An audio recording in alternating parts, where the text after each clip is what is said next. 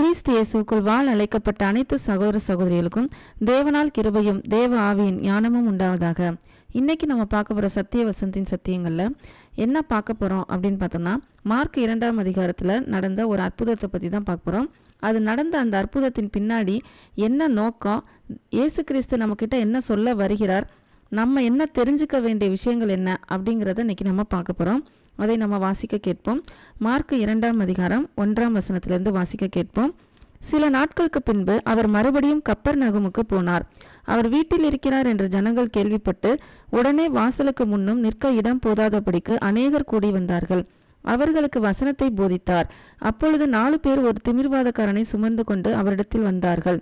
ஜனக்கூட்டத்து நிமித்தம் அவருக்கு சமீபமாய் சேரக்கூடாமல் அவர் இருந்த வீட்டின் மேற்கூரையை பிரித்து திறப்பாக்கி திமிர்வாதக்காரன் கிடைக்கிற படுக்கையை இறக்கினார்கள். இயேசு அவர்கள் விசுவாசத்தை கண்டு திமிர்வாதக்காரனை நோக்கி, மகனே, உன் பாவங்கள் உனக்கு மன்னிக்கப்பட்டது என்றார். இப்போ இதுவரைக்கும் என்ன நமக்கு தெரிய வேண்டிய விஷயம் என்ன, இனிமே என்ன பார்க்க போகிறோம் அப்படிங்கிறத பார்ப்போம்.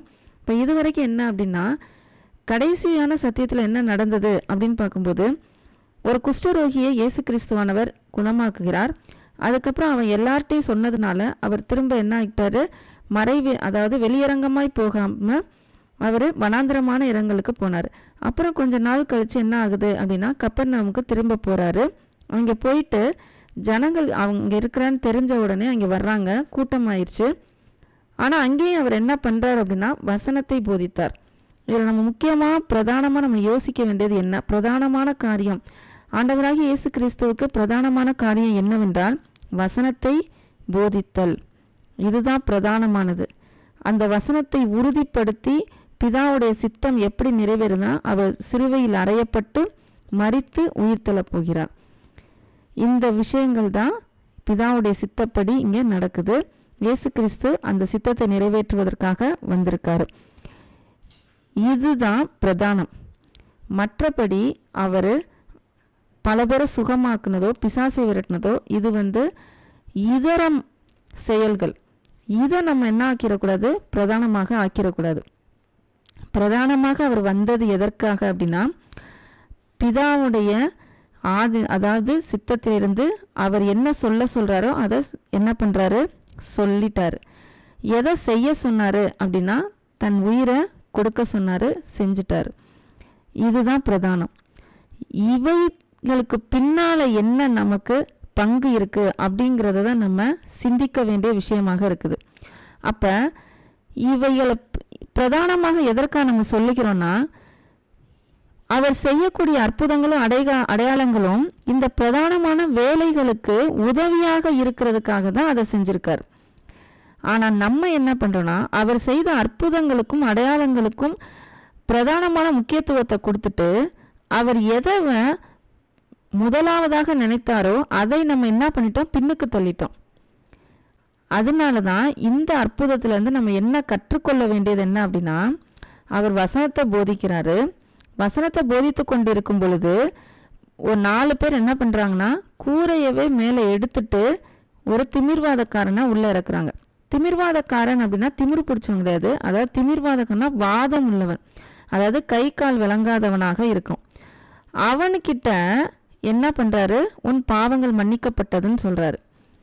இதில் இன்னொரு விஷயம் பார்த்தோன்னா, இயேசு அவர்கள் விசுவாசத்தை கண்டு அப்படின்னு இருக்கு. என்ன விசுவாசத்தை கண்டு அப்படின்னா, இயேசு கிறிஸ்துவால் மட்டும்தான் இவரை குணமாக்க முடியும் அப்படின்ட்டு அந்த 4 பேர் என்ன பண்ணுறாங்க, இறக்குறாங்க. அது அவருடைய குடும்பத்தார்களாக கூட இருக்கலாம். அப்போ அவங்களுடைய விசுவாசத்தை கண்டு பரவாயில்லையே, நம்மளை நம்பி நம்மளை என்ன பண்ணுறாங்க, விசுவசித்து குணமாக்குவதற்காக வந்திருக்காங்களே, நீ நல்லபடியாக ஆகணும் அப்படின்னு அவர் சொல்லலை. விசுவாசத்தை பார்க்குறாரு. விசுவாசத்தை பார்த்ததுக்கப்புறம் என்ன சொல்கிறார் அப்படின்னா, உன் பாவங்கள் உனக்கு மன்னிக்கப்பட்டது அப்படின்னு சொல்கிறார். ஒரு நோயாளிகிட்ட போய் அவர் என்ன சொல்கிறாருன்னா, பாவங்கள் மன்னிக்கப்பட்டதுன்னு சொல்கிறார். அப்போ இதுலேருந்து நம்ம என்ன கற்றுக்கலாம், என்ன ஒன்று தெரிஞ்சுக்க வேண்டிய விஷயம் அப்படின்னு பார்த்தோன்னா, சில நோய்கள் நம் பாவங்களின் மூலமாக கூட நடக்கும். சில நோய்கள் தேவனுடைய மகிமை வெளியப்படுவதற்காக கூட நடக்கும். சில நோய்கள் நம்ம குணமாகுவதற்காக, அதாவது ஆத்மா குணமாவதற்காக நம்ம சரீரம் நோய்வாய்ப்பட்டு கூட இருக்கும். சில நோய்கள் அப்படியே இருக்கும், தேவன் நம்ம கூடவே இருக்கிறான் என்றைக்குமே நம்ம நினைப்பதற்காக கூட இருக்கும். இதில் நிறையா என்ன இருக்குது, பிரிவுகள் இருக்கிறது. ஏன்னா பவுலுக்கும் நோய் இருந்திருக்கு, ஆனால் அவருடைய கிருபை என்றைக்குமே அவருக்கு தேவைப்படுது, அதாவது அதுவே அவருக்கு போதும், குணமாகிறது தேவையில்லை அப்படிங்கிறது ஒரு பிரிவு. ஒரு பிறவி குருடன் இருந்தான், அது அவன் செய்த பாவம் அல்ல, அவன் பெற்றோர்கள் செய்த பாவம் அல்ல, தேவனுடைய செயல் வெளிப்படுவதற்காகவே அவன் அப்படி பிறந்திருக்கிறான்னு சொல்லியிருப்பாரு யோவான்ல 9வது அதிகாரத்தில். இந்த மாதிரி பல விஷயங்கள், அதாவது பல நோய்களுக்கு பல காரணங்கள் இருக்கின்றது. அப்போ இன்று நம்ம பார்க்கக்கூடியதில் இந்த நோய்க்கு பாவத்தினாலும் விளைவு இருக்குது அப்படிங்கிறத நம்ம புரிஞ்சுக்கணும்.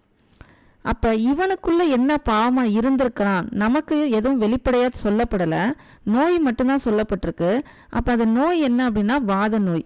இந்த வாத நோய் எதனால் வரும் அப்படின்னா, எப்போதுமே அவனுடைய மனதில் கவலையோ இல்லை ஒரு அழுத்தமோ மன அழுத்தமோ இருந்துச்சுன்னா அந்த இரத்த ஓட்ட குழாய்கள் என்ன ஆயிரும் அப்படின்னா வெடித்து என்ன ஆயிரும், பக்கவாதங்கள் வந்துடும். இப்படிப்பட்ட பக்கவாதம் வர்றதுக்கு அப்போ என்ன காரணமாக இருந்திருக்கு, கவலையோ மன அழுத்தமோ இல்லை கோவமோ இல்லை என்னவாக கூட இருக்கலாம். அப்போ இத்தனை விஷயங்களும் அவனுக்குள்ளே இருக்குது அப்படின்னா அது என்னது, உலக பிரகாரமான நினைவுகள் அதிகமாக இருந்திருக்கக்கூடும். அப்படி இருக்கிறதுனால தான் அவனுக்கு என்ன ஆயிடுச்சு, இந்த நோய் அவனுக்கு வர வேண்டியதாக இருக்குது. அப்போ இந்த நோய்க்கு பின்னால் என்ன பாவங்கள் அடங்கி இருக்குது அப்படின்னு பார்த்தோன்னா, கவலைப்படுறதா இருக்கும், இல்லைன்னா கோபமாக இருக்கலாம், உலக பிரகாரமான ஆசைகள் நிறைவேறமாக இருந்திருக்கலாம், அவனுடைய எண்ணங்களுக்கு ஏற்ற மாதிரி எதிர்பார்ப்புகளுக்கு ஏற்ற மாதிரி தன்னுடைய வாழ்க்கை அமையாமல் இருந்திருக்கலாம். இப்படி பலவிதமான உலக பிரகாரமான நினைவுகள் அவனை அழுத்தி மன அழுத்தத்தை கொண்டு போய் என்ன ஆயிடுச்சு, வாத நோயை அவனுக்கு கொண்டு வந்திருக்கலாம். அப்போ இவனுடைய பாவங்கள் மன்னிக்கப்பட்டது அப்படின்னு இயேசு கிறிஸ்துவானவர் சொல்லுகிறார். அப்போ நோய்க்கு பின்னால் அதாவது பாவத்திற்கு, அதாவது நோய்க்கு பின்னால் பாவம் இருக்கின்றது அப்படிங்கிறத இந்த ஒரு விஷயத்தை காமிச்சிருக்கார். இன்னொரு விஷயம் என்ன காமிக்க போகிறாரு அதை நம்ம வாசிப்போம். அது இன்னும் அதிகமான முக்கியத்துவமாக இருக்கிறது. 7வது வசனத்திலிருந்து, இவன் இப்படி தேவதூஷணம் சொல்லுகிறது என்ன, தேவன் ஒருவரை அன்றி பாவங்களை மன்னிக்கத்தக்கவர் யார் என்று தங்கள் இருதயங்களில் சிந்தித்து கொண்டிருந்தார்கள். இதை தான் நம்ம இன்னும் யோசிக்கணும். என்ன அப்படின்னா, இந்த இடத்துல திமிர்வாதக்காரனை குணமாக்க வேண்டியது ஒரு நோக்கமாக இருந்தாலும் அதை விட இன்னும் 2 நோக்கம் இருக்குது. என்ன அப்படின்னா, முதலாவது நோக்கம் என்னன்னா, மனுஷகுமாரனுக்கு பாவங்களை மன்னிக்கக்கூடிய அதிகாரம் இருக்கின்றது. அதாவது மனுஷகுமாரன் என்றால் தேவகுமாரன், மனுஷனாக வந்தவர் தான் மனுஷகுமாரன், அவருக்கு பாவங்களை மன்னிக்கக்கூடிய அதிகாரம் இருக்கின்றது என்பதை இந்த அற்புதத்திலிருந்து அவர் வெளிப்படுத்த சித்தமாய் இருக்கிறார். ஏன் அப்படின்னா, இவர் மூலமாக பாவங்கள் எல்லாம் என்ன ஆக போகுது, மன்னிக்கப்பட போகிறது. மனுக்குலத்தின் பாவங்கள் எல்லாம் மன்னிக்கப்பட போகிறது. அவருடைய பிரதான சித்தத்தை இந்த அற்புதத்தில் நமக்கு காமிக்கிறார். பிதாவின் சித்தத்தை இந்த இடத்துல காமிக்கிறார். தொடர்ந்து வாசிப்போம். அவர்கள் தங்களுக்குள்ளே எப்படி சிந்திக்கிறார்கள் என்று இயேசு உடனே தம்முடைய ஆவியில் அறிந்து, எப்படி அறிகிறாரு, சிந்திக்க தான் செய்கிறாங்க, ஆனால் அவரால் கண்டுபிடிக்க முடியுது. இது இயேசு கிறிஸ்துவால் மட்டும் கிடையாது, அவரை பின்பற்றுகிற சீஷர்களாலையும் கண்டுபிடிக்க முடியும். வாயில் வார்த்தை வரணும்னு அவசியம் இல்லை. உண்மையிலேயே இயேசு கிறிஸ்துவுக்கு பிரியமாக அவருடைய சித்தத்தின்படி வாழுகின்ற சீஷர்களாலையும் என்ன பண்ண முடியும், மனதின் ஆழத்தில் இருக்கிற எல்லா சிந்தனைகளையும் அறிய முடியும். ஏன்னா இயேசு கிறிஸ்துவின் பின்னால் இருக்கும்போது இயேசு கிறிஸ்துவே உள்ளே இருக்கார். அப்போ இயேசு கிறிஸ்துவால் எல்லாமே கண்டுபிடிக்க முடியும்னா அவருக்குள்ளே இருக்கவர்களாலையும் என்ன பண்ண முடியும், கண்டுபிடிக்க முடியும். அப்போ ஆவியில் அறிந்து அவர்களை நோக்கி, நீங்கள் உங்கள் இருதயங்களில் இப்படி சிந்திக்கிறதென்ன, உன் பாவங்கள் உனக்கு மன்னிக்கப்பட்டது என்று சொல்வதோ, எழுந்து உன் படுக்கையை எடுத்துக்கொண்டு நடவென்று சொல்வதோ எது எளிது? பூமியிலே பாவங்களை மன்னிக்க மனுஷகுமாரனுக்கு அதிகாரம் உண்டு என்பதை நீங்கள் அறிய வேண்டும் என்று சொல்லி திமிர்வாதக்காரனை நோக்கி, நீ எழுந்து உன் படுக்கையை எடுத்துக்கொண்டு உன் வீட்டுக்கு போ என்று உனக்கு சொல்லுகிறேன் என்றார். பாருங்க, இந்த விஷயத்தை மக்களுக்கு தெரியப்படுத்துவதற்காகவே தான் இந்த அற்புதம் நடக்குது. எந்த விஷயம் அப்படின்னா, இயேசு கிறிஸ்துவானவரால் பாவங்களை மன்னிக்க என்ன இருக்குது, கட்டாயம் அதிகாரம் இருக்கின்றது. இது பரிசேயருக்கும் சதுசேயருக்கும் கூடியிருக்கிற எல்லா மக்களுக்கும், இன்றும் எல்லா மக்களுக்கும் தெரிய வேண்டிய முக்கியமான காரியமாக இருக்கின்றது. ஏன்னா இன்றும் பல பேர் இயேசு கிறிஸ்துவை ஒரு மனிதனாகவும் இல்லை பல அதாவது புனிதர்களோட சேர்த்து இயேசு கிறிஸ்துவை ஒப்பிடுகிறார்கள். அப்படி செய்யவே முடியாது. இயேசு கிறிஸ்துவான மனுஷகுமாரனும் தேவகுமாரனும் இருக்கிறார். அவரால் பாவங்களை மன்னிக்கக்கூடிய அதிகாரம் இருக்கின்றது. பிதாவின் ஒரே பேரான குமாரனுக்கே அது என்ன இருக்குது, தகுதி இருக்கிறது. அதை வெளியில இங்க காமிக்கிறாரு. இன்னொரு விஷயமும் இதில் நம்ம பார்க்க வேண்டிய விஷயம் என்னன்னா, எப்படி இயேசு கிறிஸ்துக்குள்ள வாழ்கிறவர்களால ஆவியில சிந்திக்கிறத, மற்றவர்களுடைய மனதில் சிந்திக்கிறத அவர்களுடைய ஆவியில் அறிந்து கொள்ள முடியுமோ, அதே மாதிரி இயேசு கிறிஸ்து தன்னுடைய சீஷர்களுக்கு இன்னொரு அதிகாரத்தை கொடுத்திருக்கார். அது என்ன அதிகாரம்னா, இங்கே சொல்லப்பட்ட அதே அதிகாரம். எது? இயேசு கிறிஸ்துவுக்கு எப்படி பாவங்களை மன்னிக்க அதிகாரம் கொடுத்தா இருக்கிறதோ அதே மாதிரி அவருடைய சீஷர்களுக்கும் அவர் என்ன கொடுத்தாரு, நீங்கள் எவர்களுடைய பாவங்களை மன்னிக்கிறீர்களோ அது அவர்களுக்கு மன்னிக்கப்படும், எவர்களுடைய பாவங்களை மன்னியாதிருக்கிறீர்களோ அவர்களுடைய பாவங்கள் மன்னியாதிருக்கும் அப்படின்ட்டு அவர் சீஷர்களுக்கு கடைசியில் என்ன கொடுக்குறார், அந்த அதிகாரத்தை கொடுக்கிறார். அப்ப இயேசு கிறிஸ்துவுக்குள்ள யாரெல்லாம் வாழ்கிறார்களோ அவர்களுக்கு மனதின் சிந்தனை அறியக்கூடிய அந்த காரியம் மட்டும் கிடையாது, பாவங்களை மன்னிக்கக்கூடிய அந்த ஒரு செயலையும், அதாவது அந்த ஒரு காரியத்தையும் கொடுக்கிறார். இயேசு கிறிஸ்துவுக்கு மட்டும் கிடையாது, அவரை பின்பற்றுகிறவர்களுக்கும் அதை என்ன பண்றாரு, கொடுக்கிறார்.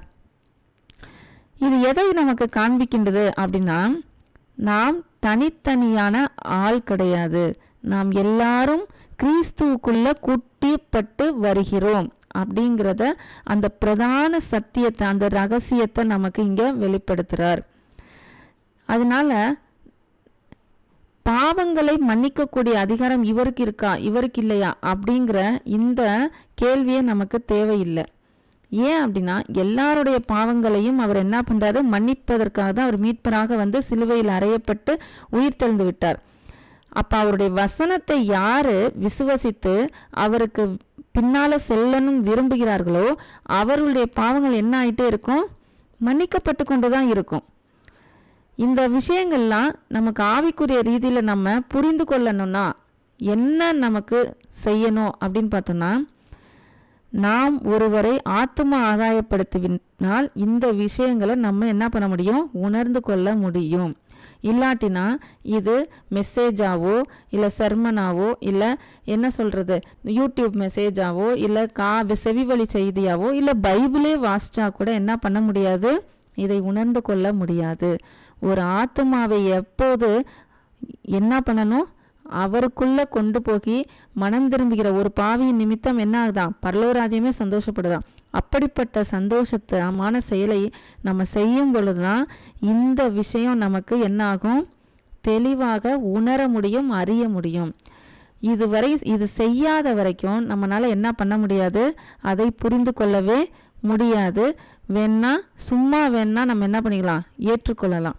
ஆனால் பாவத்தை மன்னிக்கக்கூடிய அந்த விஷயத்தை, கிறிஸ்துவால் மன்னிக்கக்கூடிய அந்த அதிகாரத்தையும், அதே அதிகாரத்தை நமக்கிட்டையும் கொடுத்துருக்காரு அப்படிங்கிறதையும் நம்ம புரிந்து கொள்ளணும்னா, நாம் ஒருவரை அவருக்குள்ள கொண்டு வந்து சேர்த்தால்தான் அது எப்படிப்பட்ட உணர்வாக இருக்கும், அது எப்படி நம்ம உணர முடியும், அது எப்படிப்பட்ட அதிகாரமாக இருக்கும் அப்படிங்கிறத நம்மளால சொல்ல முடியும். அதனால நம்ம இன்னைக்கு பார்த்த இந்த சத்தியங்களில் நம்ம புரிந்து கொள்ள வேண்டிய விஷயங்கள் என்னென்ன அப்படின்னா, அவருடைய பிரதான நோக்கம் என்ன அப்படின்னா வசனத்தை போதித்தல். இரண்டாவது, அவர் இந்த அற்புதத்தை செய்வதன் காரணம் என்ன அப்படின்னு பார்த்தோம்னா, அவர் பாவங்களை மன்னிக்கக்கூடிய அதிகாரம் அவருக்கு இருக்கின்றது, அவரே அவருடைய ஒரே பேரான குமாரன் என்பதை தெரியப்படுத்துவதற்காகவும். மூன்றாவது இந்த நோய்க்கு காரணம் பாவங்களும் இருக்கலாம், சில நோய்களுக்கு அப்படிங்கிறதை நம்ம புரிந்து கொள்ள முடியுது. அடுத்தது, அவருடைய சீஷர்களுக்கும், அதாவது நாம் பின்பற்றினால் நமக்கும் அந்த அதிகாரம் கொடுக்கப்படுகின்றது அப்படிங்கிறதை நம்ம இன்னைக்கு இந்த சத்திய வசனங்கள்ல பார்த்தோம். இன்னும் அடுத்த சத்தியத்தில் இன்னொரு வசனங்களை நம்ம எடுத்துட்டு வந்து தியானித்து பார்ப்போம்.